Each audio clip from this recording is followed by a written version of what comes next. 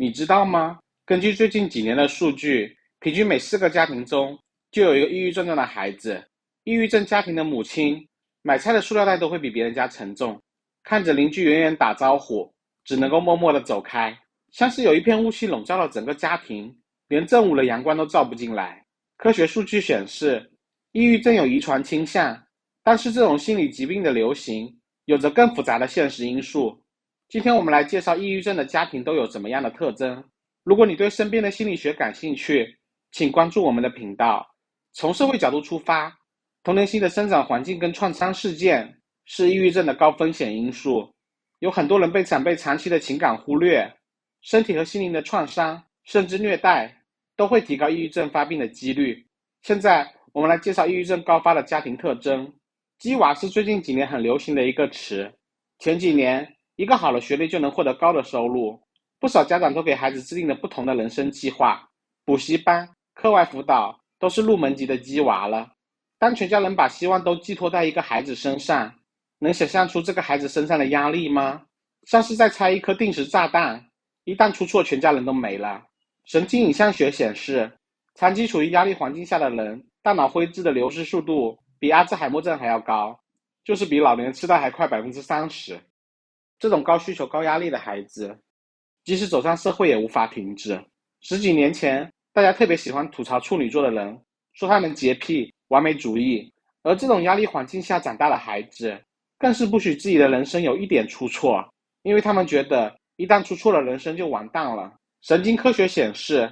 长期高压环境会让大脑的恐怖中枢增大17%，记忆能力会萎缩10%到20%。我们似乎都听过一句话，你现在的任务只有读书。心理学有一个词叫做思维狭窄，换句话说就是社会经验少，脑子不够灵活，做事情特别的呆板。部分家庭由于社会经验的匮乏，往往要求孩子只在读书上努力，成年后缺乏与人沟通的能力，一方面在社交上更容易被别人打压霸凌，另外一方面造成人际关系的恶劣，即使有委屈也找不到人诉说。心理学早已证实，当一个人遭遇压力时，如果有3个或3个以上的倾诉对象，抑郁风险会降低58%。还有一个因素叫成长环境过于恶劣。某乎上有个回答，我并不是嫌弃家庭贫穷，而是父母的想法真的很奇葩。孩子小时候不仅要吃生活的苦，就连不要花钱的情感上，父母也非常的吝啬，一辈子都没有听过父母的表扬和父母的鼓励，更别说向他们诉说自己的委屈了。这种环境下长大的孩子，一旦有人对他好，他就会紧紧抓住，反而更容易被别人情感 PUA。神经科学显示，长期的情感忽略会导致大脑的思考和决策区域的发育受阻，并且有些家庭中，长辈往往非常的偏执，即使事实摆在他们面前，也不会认错。在这种环境下，孩子很大概率保持了父母的秉性。有句话可以形容，倔驴拉都拉不住。当这种孩子遇到人生困境时，更容易钻牛角尖，被困在里面。部分家庭对待创伤也非常的随意，例如重要亲人离世后，吃席完之后就各自上场，不会有人去管哪个孩子还受到了心理创伤。然而就是这没有完成的哀悼，会成为很多人一辈子的痛，甚至是抑郁症的起点。最后我们再谈谈抑郁症的影响。显然抑郁症会阻止工作跟学业的发展，工作收入跟人生前景都会受到很大的影响，并且对家庭的稳定跟婚姻的幸福产生恶劣的影响。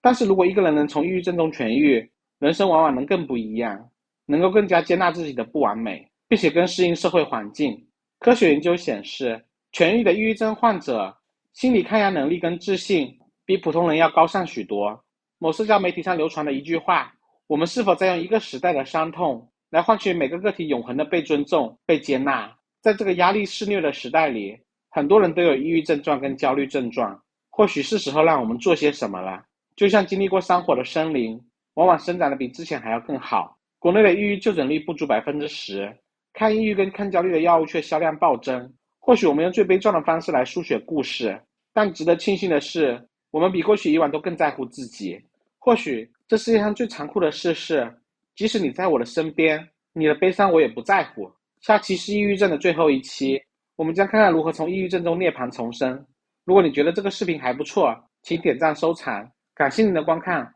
我们分享实用知识的方法，下期再见。